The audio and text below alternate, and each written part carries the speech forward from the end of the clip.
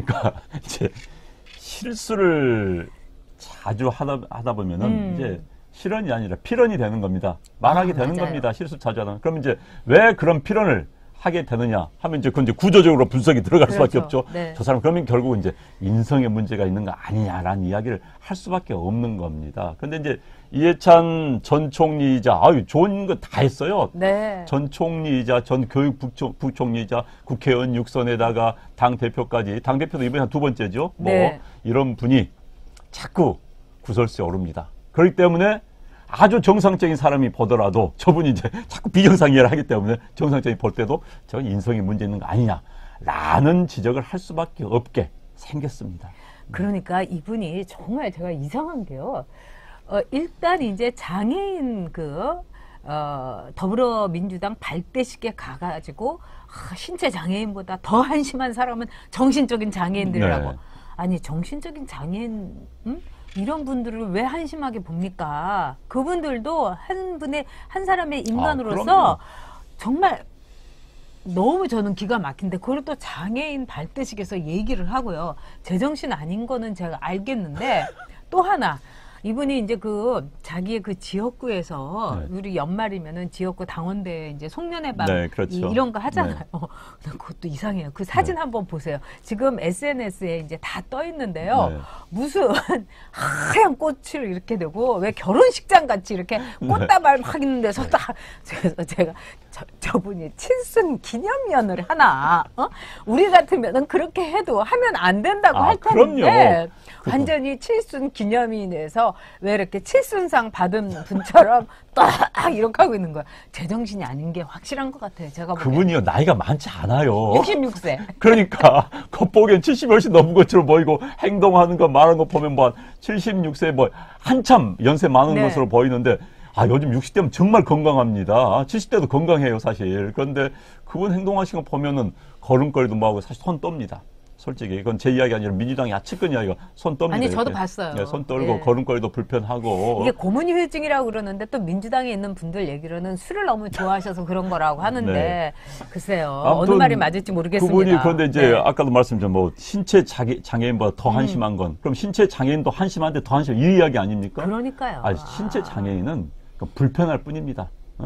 그냥 불편하죠. 몸이 불편한 그런 이야기인데 그걸 이제 한심하는 이야기를 했고 게다가 이제 그걸 가지고 정쟁에 이용한 겁니다. 야당을 그렇죠. 공격하기 위해 사용한 거예요. 그러면서 이 대화가 안 되는 사람들이 있다. 그러면서 야당을 이제 공격한 겁니다. 그 자리에서 장애인 단체 모임에 또 야당 공격을 왜 합니까? 이 사람은 사고틀 자체가 적 아니면 나. 피하 구분밖에 없습니다. 그러니까 대화에서도 적을 공격해야지 내가 정상적인 대화를 한 것처럼 그걸 착각에 빠진 사람이에요. 매사를 도덕적이고 부도덕하고 정의 아니고 그리고 적과 나 피하로만 구분하기 때문에 그 자리에서 왜 야당 공격하고 무슨 장애인보다 더 못한 그런 말이 됩니까? 그러다 보니까 결국 이제 걸려든 것이죠. 그래서 본인이 제가 보기에는 비정상적입니다. 네.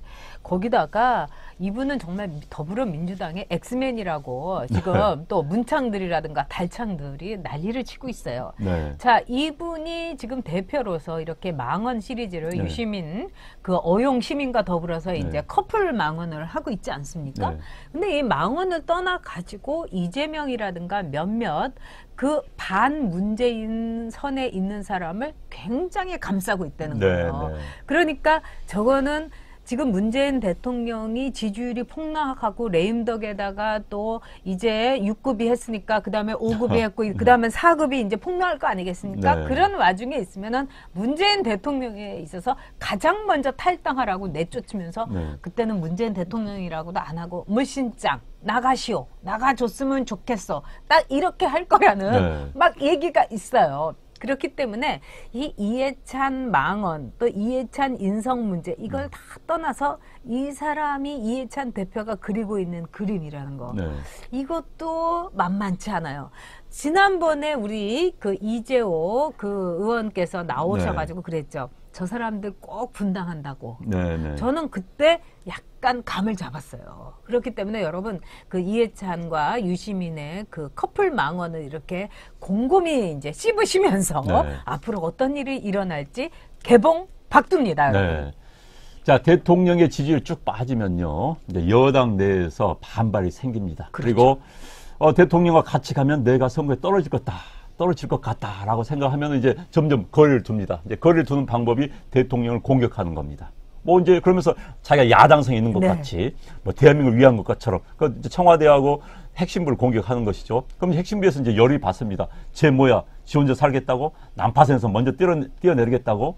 그러면서 이제 갈라지는 겁니다. 그래서 이제 여기는 이른바 옹이파, 충성파와 거리를 두려는 이제 약간 변두리파와 그러면서 이제 당이 분당되고 그게 이제 과거 노무현 정권 때 이제 이른바 정동영 후보가 노무현 대통령 공격하면서 탈당이 나온 거 아닙니까? 그렇죠. 열린우리당 네. 만들면서 네.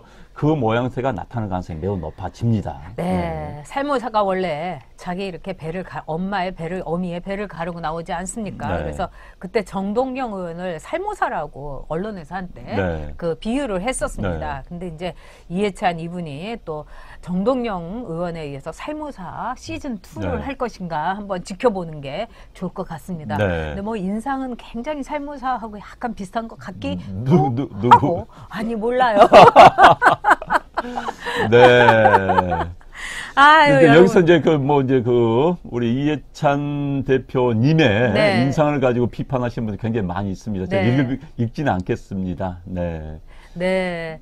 자, 이 조영민님 국가유공자의 아들인 저는 이해찬이 한 말은 국가를 위해 싸우다가 다치거나 돌아가신 국가유공자와 그 가족까지 네, 모욕한 네. 것으로 생각하는데 우리 생각은 어떠냐고. 저도 그렇게 생각합니다. 난 네. 저들이요, 네. 저 사람들이 대한민국 국가 유공자에 대해서 뭐 생각을 하고 있는지는 모르겠어요.